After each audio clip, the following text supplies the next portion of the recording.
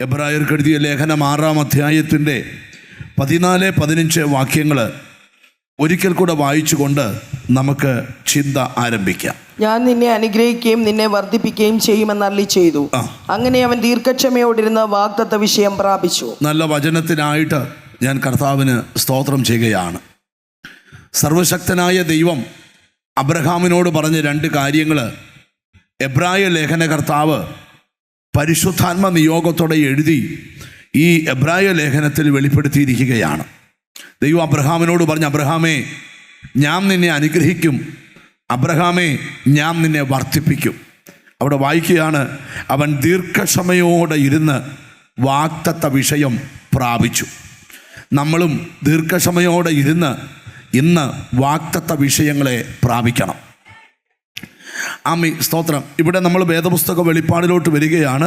1-ാമത്തെ സന്ദേശമാണ് ദൈവം നമ്മളെ അനുഗ്രഹിക്കുമെന്ന്. ചില മനുഷ്യർ ചോദിക്കുന്നുണ്ട്, വർഷങ്ങളായിട്ട് എത്ര തീർത്താലും തീരാത്ത കടബാധ്യതയുള്ളവരുണ്ട്. അവരുടെ ലൈഫിൽ ഒരു ക്വസ്റ്റ്യൻ മാർക്കുണ്ട്, ഈ കടബാധ്യത ഇനി ഒരിക്കലും തീരത്തില്ലയോ? സ്തോത്രം, ആമീൻ, സ്തോത്രം. അടുത്തൊരു ചോദ്യമാണ്, ഈ കടം ആര് എടുത്തു മാറ്റും? ഈ 2 ചോദ്യത്തിനാണ് ഇന്ന് രാത്രിയിൽ വചനത്തിൻ്റെ വെളിപ്പാടിലൂടെ ഉത്തരം തരുവാൻ പോകുന്നത്. ദൈവത്തിന് സ്തോത്രം. ഈ മെസ്സേജ് കേട്ടുകൊണ്ടിരിക്കുമ്പം വർഷങ്ങളായിട്ട് കടബാധ്യത, സ്തോത്രം. ഞാൻ കേട്ടിട്ടുണ്ട്, അപ്പൻ്റെ കാലം മുതലേ ആരംഭിച്ച കടമാണ്. ഈ കാലമായിട്ടും ആ കടത്തിൽ നിന്നൊരു മോചനം ഉണ്ടായിട്ടില്ല. നിങ്ങൾ ശ്രദ്ധിക്കണം, ഈ കടമുള്ളതിലും ഭൂരിപക്ഷം ആൾക്കാരും നല്ല പ്രാർത്ഥിക്കുന്നവരും വിശുദ്ധരും യേശുവിനെ അറിഞ്ഞവരും ഒക്കെയാണ്. സ്തോത്രം. പക്ഷെ എന്തുകൊണ്ട് അവർ രോഗസൗഖ്യം കിട്ടിയിട്ടുണ്ട്, അവർക്ക് പ്രശ്നങ്ങളിൽ നിന്ന് വിടുതൽ കിട്ടിയിട്ടുണ്ട്, പക്ഷേ എന്താണ് ഇവരുടെ കടബാധ്യത മാറാത്തതെന്ന് ഇവർക്ക് മനസ്സിലാകുന്നില്ല. സ്തോത്രം. അവിടോട്ടാണ് ഇന്ന് നിങ്ങളുടെ ചിന്തകളെ കൊണ്ടുപോകുന്നത്. സ്തോത്രം. ചിലരെ ഒന്നുമില്ലാത്തവരാക്കി മാറ്റിയതിൻ്റെ പിമ്പിൽ ചില മാനുഷിക കരങ്ങളുണ്ട്, ചില പൈശാചിക കരങ്ങളുണ്ട്. എന്നോട് ദൈവത്തിൻ്റെ ആത്മാവ് പറയുകയാണ്, നീ എത്ര വർഷം ഭൂമി ജീവിച്ചാലും നിന്റെ കടം തീരാത്ത പോലെ നിന്നെ ചിലയിടത്ത് കൊണ്ട് ചിലർ പെടുത്തിയെങ്കിൽ ഇന്ന് ആ കുരുക്കെല്ലാം ദൈവം അഴിച്ചു തരണം. ഞാൻ വേദപുസ്തക വെളിപ്പാടിലോട്ട് നിങ്ങളുടെ ചിന്തകളെ ഒന്ന് കൊണ്ടുവരാം. സ്തോത്രം.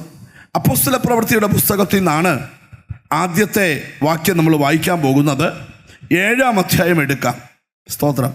അതിൻ്റെ 9-10 വാക്യങ്ങൾ നമുക്ക് ശ്രദ്ധിക്കാം. ദൈവത്തിന് സ്തോത്രം.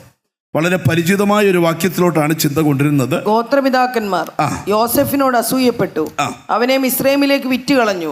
എന്നാൽ ദൈവം അവനോട് കൂടെ ഇരുന്നു, സകല സങ്കടങ്ങളിൽ നിന്നും അവനെ വിടുവിച്ചു. മിസ്രൈം രാജാവായ ഫറവോന്റെ മുൻപാകെ അവന് കൃപയും ജ്ഞാനവും കൊടുത്തു. അവൻ അവനെ മിസ്രൈമിനും തന്റെ സർവ്വഗ്രഹത്തിനും അധിപതിയാക്കി വെച്ചു. മതി. നല്ല വചനത്തിനായിട്ട് സ്തോത്രം ചെയ്യുകയാണ്. ഈ വാക്യം വായിച്ചപ്പോഴേ യോസഫിനെ കുറിച്ചാണ് പറയാൻ പോകുന്നതെന്ന് നിങ്ങൾക്ക് ഏവർക്കും മനസ്സിലായിട്ടുണ്ട്. യോസഫിൻ്റെ അപ്പൻ്റെ പേര് പറയാമോ? ഇപ്പം സമ്മാന ദോ യാക്കോബ്. ഇത് മാത്രം ആരും തെറ്റിക്കാതെ പറഞ്ഞു. ഇന്ന് രാവിലെ എന്തോ ഒരു കാര്യമൊക്കെയാണ് പറഞ്ഞ് പോട്ടെ. സ്തോത്രം. അപ്പം യോസഫിൻ്റെ അപ്പൻ്റെ പേര്, ഈ ചരിത്രം പഠിക്കുമ്പം യോസഫിൻ്റെ അപ്പൻ യാക്കോബ് ഭയങ്കര ധനവാനാണ്. ഞാൻ ചോദിക്കട്ടെ, അപ്പൻ്റെ സ്വത്തിന് അവകാശി ആരാ? പറ. പഞ്ചായത്തുകാരല്ല, ആണോ? അപ്പുറത്തെ രമണിയല്ല, ആണോ? ഇങ്ങോട്ട് സഹകരിക്കുക. ആര് അപ്പൻ്റെ സ്വത്തിന് അവകാശി? മക്കളാണ്. അങ്ങനെയാണെങ്കിൽ സ്തോത്രം, ഈ അപ്പൻ്റെ മക്കൾ അനുഭവിക്കുന്ന എല്ലാ നന്മകളും ഇവനും അനുഭവിക്കേണ്ടതാണ്. പക്ഷെ യോസഫിൻ്റെ അവസ്ഥ നോക്കണം. യോസഫ് 2 സ്വപ്നങ്ങൾ കണ്ടു. അതൊന്നും ഞാൻ വിവരിക്കുന്നില്ല, ഇത് നിങ്ങളുടെ മനസ്സിൽ കയറാൻ വേണ്ടിയാണ്. എന്നിട്ട് അവൻ്റെ സഹോദരന്മാർ അവനെ എന്ത് ചെയ്യാൻ അറിയാമോ? സ്തോത്രം, യോസഫിനെ ഒരു ഉടുവസ്ത്രം പോലും ഇല്ലാതെ, സ്തോത്രം, അപ്പൻ്റെ അവകാശത്തിൽ നിന്ന് മുഴുവൻ പുറത്താക്കി. ഇപ്പം ഇടാൻ ഒരു ഉടുപ്പ് പോലും എന്തില്ല യോസഫിന് ഇല്ലാതെ യോസഫിനെ അടിമയായി എത്ര രൂപയ്ക്ക് വിറ്റു? എത്ര രൂപയ്ക്ക് വിറ്റു യോസഫിനെ? പാഷന്മാർ മിണ്ടരുത്. ഇപ്പം സമ്മാന ഒരു ചെറിയ ആശങ്ക ഉള്ളതുകൊണ്ടാണ് 20, 2, 3. എത്ര? പിന്നെ പറ 20 വെള്ളിക്കാശിന് വിറ്റ് കളഞ്ഞു. സ്തോത്രം. ശ്രദ്ധിച്ച് കേൾക്കണേ. അമ്മി വിറ്റത് പോട്ട്, ഇപ്പൊ യോസഫിന് സ്വന്തമായിട്ട് എന്തില്ല? ഒരു ഉടുപ്പ് പോലും ഇല്ല. നോക്കി, എല്ലാം ഉള്ളവൻ ഒരു നിമിഷം കൊണ്ട് ഒന്നുമില്ലാത്തവനായി മാറി. ചോദിക്കട്ടെ, ഇവന്റെ ഈ ശൂന്യതയ്ക്ക് പിമ്പിൽ മനുഷ്യകരം മാത്രമാണ്. ഒരു ഹല്ലേലൂയ പറഞ്ഞാട്ട്. എനിക്കെന്തോ ദൈവാത്മാവ് ദൂത് പറയുക, ഒഴിയാബാധ പോലെ നിന്റെ ലൈഫിനെ വല്ലാത്ത ലൈബിലിറ്റി കൊണ്ടുകയറ്റിൻ്റെ പിമ്പിൽ ഒരു മനുഷ്യകരമുണ്ടെങ്കിൽ ഇന്ന് അതിന്മേൽ ജയം പ്രഖ്യാപിക്കണം. ഒരു നല്ല ഹല്ലേലൂയ പറഞ്ഞു തുടങ്ങിയാട്ട്. എനിക്കെന്തോ ദൈവാത്മാവ് ഒരു ദൂത് തരുക, ഇതുവരെ നടക്കാത്ത വിടുതലുകൾ ഇന്നത്തെ പ്രാർത്ഥനയിൽ നടക്കും. യോസഫിനെ വിറ്റത് രാജാവായിട്ടല്ല, എന്തോ ആയിട്ടാ? അടിമയായിട്ടാ. എന്തായിട്ടാ? ഒന്ന് പറഞ്ഞേ. അടിമയായിട്ട്. സ്തോത്രം. ആദ്യമേ പൊട്ടക്കുഴിക്കകത്ത് ഒതുക്കാനാ നോക്കിയേ. ഈ ദൈവം തമ്പുരാൻ ഒരു പ്രത്യേകതയുണ്ട്. സ്തോത്രം. ഒരുവനെ ശൂന്യനാക്കാൻ തീരുമാനിച്ചാൽ, സ്തോത്രം, ദൈവത്തിന് പ്ലാനുണ്ട് അവൻ്റെ ശൂന്യത പൊട്ടിക്കാൻ. ഞാൻ ഇന്നൊരു ശബ്ദം കേട്ടോണ്ടാ വചനം എടുക്കുന്നേ. ചില കുടുംബങ്ങളിൽ വന്നു കയറിയ സാമ്പത്തിക ശൂന്യതകളെ ഇന്ന് പൊട്ടിക്കാൻ ദൈവത്തിന് പ്ലാനുണ്ട്. അത് വിശ്വസിക്കുന്ന എത്ര പേര് ഇതിനകത്തുണ്ട്? ഹല്ലേലൂയ. നിങ്ങൾക്കറിയാമോ, ഈ നദിയുടെ കരയിൽ കിടക്കുന്ന പടകിൽ ശൂന്യതയുള്ളൊരു പടക് തപ്പി കർത്താവ് ആ പടകിൽ കയറി. സ്തോത്രം.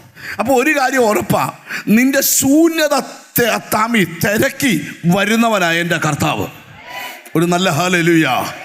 ഇവിടെ ഇരിക്കുന്ന ചിലരോടൊക്കെ ദൈവാത്മാവ് പറയുക, നിന്റെ പരാജയത്തിൻ്റെ പിമ്പിൽ, മാറാത്ത കടബാധ്യതയുടെ പിമ്പിൽ, ഇല്ലായ്മയുടെ പിന്നിൽ, ശൂന്യതയുടെ പിമ്പിൽ ചില മനുഷ്യകരങ്ങൾ ഉണ്ടെങ്കിൽ ഇന്ന് ആ കരങ്ങൾ ബന്ധിക്കപ്പെട്ടേ പറ്റൂ. ഇന്ന് ശുശ്രൂഷ നടന്നുകൊണ്ടിരിക്കുമ്പോൾ ഒരിക്കലും മാറാത്ത ചില ബാധകൾ ഇന്നത്തെ പ്രാർത്ഥനയിൽ മാറുമെന്ന്. സ്തോത്രം. സ്തോത്രം. ഈ യോസഫിനെ വാങ്ങിച്ചതാരാ? ആരാ വാങ്ങിച്ചേ? ഓ, എല്ലാം പോയി. ആരാ വാങ്ങിച്ച? ഇസ്മായേലിയ കച്ചവടക്കാര്.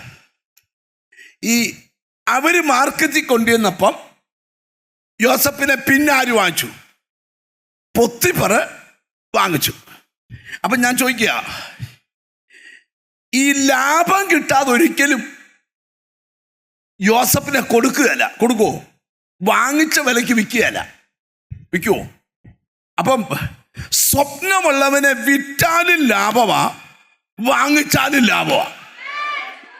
ഉണ്ടോ? മിണ്ടുന്നില്ലല്ലോ. നിനക്കൊക്കെ വില ഇട്ടുകൊണ്ടിരിക്കുന്നുണ്ട് ചിലരൊക്കെ. സ്തോത്രം. നിനക്ക് ചിലർ വില ഇട്ടിട്ടുണ്ട്. എന്നാൽ സ്വപ്നമുള്ളവന്റെ വില എന്താന്ന് ഞാൻ പ്രസംഗിച്ച് തീരുമാനം പറയാം. സ്തോത്രം. സ്തോത്രം. നാട്ടുകാരിട്ട വിലയല്ല സ്വർഗം നിനക്കിട്ട വില. ഒരാമയും വരുന്നില്ല. ഇന്ന് കറിവിലെ കറിവേപ്പല പോലെ, ചവച്ചു തുപ്പുന്ന കരിമ്പിൻ ചണ്ടി പോലെ നിന്റെ ഓജസ്സിനെ തേജസ്സിനെ ഊറ്റിക്കുടിച്ചിട്ട് നിന്നെ വിൽപ്പന ചരക്കാക്കി മാറ്റിയെങ്കിൽ നിന്റെ വില ദൈവം ഇടാൻ പോവാ. മനസ്സിലായി തുടങ്ങുന്നവർക്കായി ദൈവത്തിന് സ്തോത്രം ചെയ്യുക. സ്തോത്രം.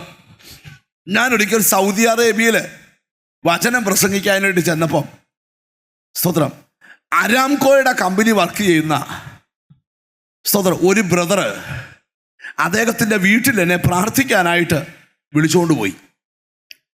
അദ്ദേഹം അവിടെ ചെന്നപ്പോൾ എന്നോട് പറഞ്ഞു, സ്തോത്രം, പാസ്റ്ററേ, എൻ്റെ അപ്പൻ ഒരു പാവമായിരുന്നു. ഞാൻ ഒരു മോനേ ഉള്ളൂ. സ്തോത്രം. എൻ്റെ അപ്പൻ്റെ ചേട്ടൻ, സ്തോത്രം, എൻ്റെ അപ്പൻ ഹൈദരാബാദിലായിരുന്നു ജോലി. അപ്പൻ അവിടുന്ന് കിട്ടുന്ന ശമ്പളമെല്ലാം തൻ്റെ ജ്യേഷ്ഠൻ അയച്ചു കൊടുക്കും.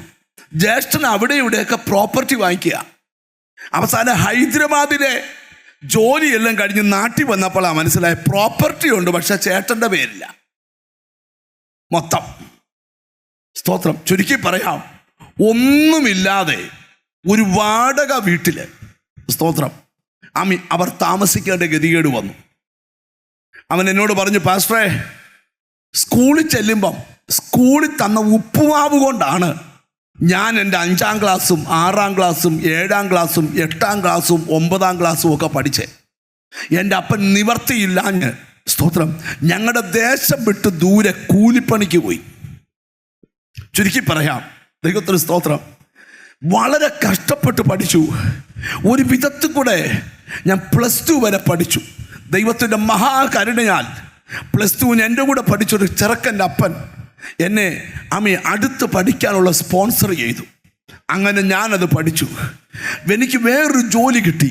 ഒരു ദിവസം ഒരു ഇൻ്റർവ്യൂ വന്നു. ഞാൻ വേറൊരു രാജ്യത്ത് ജോലിക്ക് പോയി.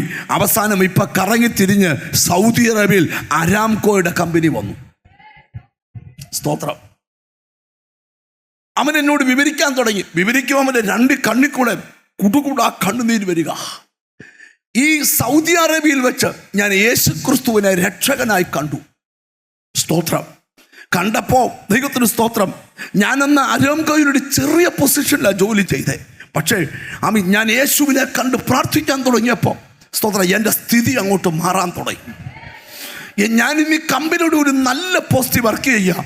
ലക്ഷക്കണക്കിന് രൂപയുടെ സാലറി എനിക്കുണ്ട്. ഞാൻ സൗദി അറേബ്യയിൽ എൻ്റെ ഫ്രണ്ട് കൂടെ ചേർന്ന് ഒരു ബിസിനസ് തുടങ്ങി. ആ ബിസിനസ്സും പച്ചിക്കാൻ തുടങ്ങി. പുള്ളി എന്നോട് പറഞ്ഞു, എൻ്റെ അപ്പൻ്റെ ചേട്ടൻ കളിപ്പിച്ചെടുത്തത് 4.5 ഏക്കർ സ്ഥലമാണ്. ഇന്ന് പാസ്റ്ററെ എനിക്ക് സ്തോത്രം 23 ഏക്കർ സ്ഥലം എൻ്റെ പേരിലുണ്ട്. അവൻ എന്നോട് ഇങ്ങനെ പറഞ്ഞു, അപ്പൻ്റെ ചേട്ടൻ എനിക്കിട്ട വില തെണ്ടി നടക്കുമെന്ന വിലയാ. പക്ഷെ സ്വർഗത്തിലെ അപ്പൻ എനിക്കിട്ട വില മതിക്കാൻ കഴിയാത്ത വിലയാ. Glory to God. എനിക്കെന്തോ ദൈവാത്മാവ് ഈ രാത്രി ബോധ്യം തരുക. എന്നും നിന്നെ കടക്കാരനാക്കി വല്ലവരുടെ മുമ്പിൽ വായ്പ ചോദിച്ച് ചിലരെ കാണുമ്പോൾ പേടിച്ച് നടക്കത്തക്കവണ്ണം നിന്റെ ജീവിതം തകർത്തു കളഞ്ഞെങ്കിൽ ഇന്ന് ആ ശൂന്യത പൊട്ടുവാൻ സമയമായി.